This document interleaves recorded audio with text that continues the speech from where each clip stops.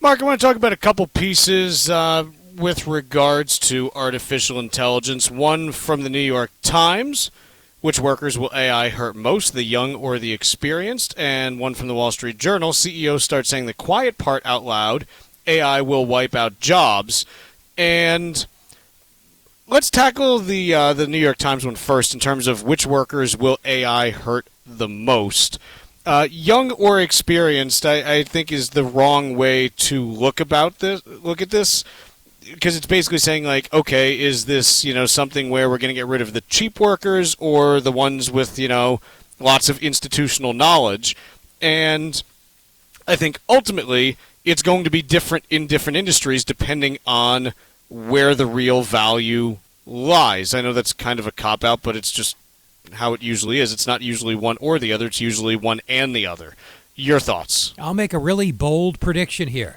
Yeah. This new technology will reduce employment in some industries while increasing employment, resulting in more in other industries, resulting in more jobs overall. Why do I say that? Because that's been the result every time a new technology has been introduced, from steam to petroleum to electricity, and all the little follow-on technologies that resulted from those. And you could pick your favorite example. The light bulb put candle makers out of business eventually, etc., but created far more jobs at utility companies, etc. So, Chuck, yeah, some people will be displaced. Maybe I'll be displaced by AI. I have my doubts there after seeing it perform in some areas that I have an interest in, but eventually, maybe.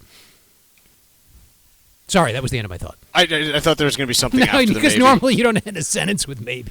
It's maybe I am more replaceable than I thought. And this was our first demonstration of Marc Fandetti AI on air, live. A long way to go. So here's the thing that I always come back to on this is ultimately, to a certain extent, we want jobs to be displaced by new technology. That's right. Because it means that we're getting more efficient and actually seeing gains in our real standard of living. As an example, when we moved from, having to carve every book into, stone tablets to the printing press, I know there were some technologies in between, obviously, but we didn't say, oh, those poor stone tablet makers, here, let's keep giving them jobs because we need to keep them employed. No, ultimately it was, hey, we can make way more books way more cheaply by using this technology. To anyone in the construction industry, would you do your job without power tools? Probably not. But that effectively is something where we were able to do two things. Number one, in the short term, probably didn't need as many people working in construction. But number two, the ones who were still there could build way more stuff way more cheaply because it was much faster to do so. No one sits there and says, gee, you know what?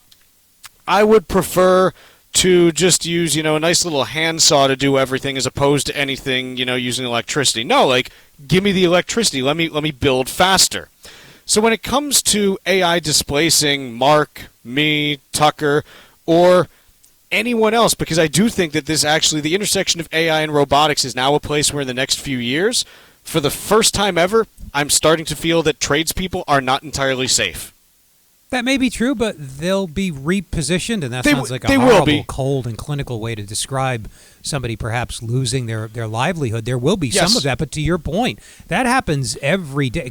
Technology... Mark, ultimately, we should all hope that all of our jobs are replaced. No, you're right. That is the depth. Because this gets to the question of, look, if one person can wake up each morning and press one button and the whole world runs itself, don't we actually have more freedom to actually do what we want, even if what we're doing is still working but just on different things or for our own enjoyment as opposed to whatever else? Yes, you want that easier life. No one actually sits there and is like, make my life harder. You don't want that. Do we have things societally that we're going to have to reckon with as we navigate what this could look like? Absolutely. Do I have any evidence that we can do that successfully? Not really. That might be the hard part, is navigating each other more than navigating the robots and stuff like that. But this is something based on what I'm starting to see out there that I now think is a 3 to 5 year thing, not a 15 to 20 year thing. So there's something coming here, and I don't think it's going to be the generative AI stuff that's actually the meatiest piece of this. Like, generative AI writing haikus and giving, pictures of cats riding dinosaurs, I don't think that's where the meat is on this. I think, quite honestly, robotics is going to be something that is hugely transformative in the next decade, and I, for one, welcome our new robot overlords. I just want them to know that, publicly.